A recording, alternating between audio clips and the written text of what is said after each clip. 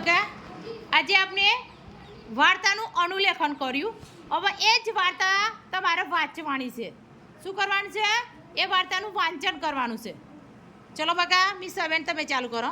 ગામની પાસે એક જંગલ હતું.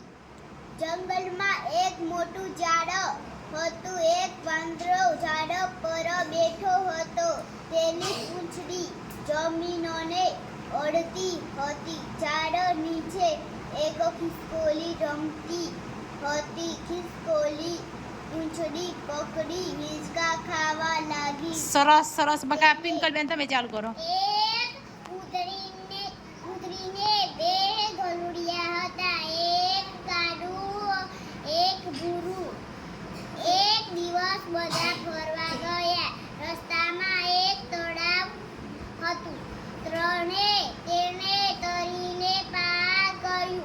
કૂતરીને એક બિલાડી દેખાઈ. બિલાડી પાસે તેના બે બચ્ચા પણ હતા. કૂતરી બિલાડીને પકડવા માટે સરસ સરસ બકા. દિવ્યા બેન તમે. એક ચકલી તળાવમાં પાણી પીવા ગઈ. પાણી પીતા પીતા તે તળાવમાં ડૂબવા લાગી. એટલામાં ત્યાં એક બિલાડી આવી.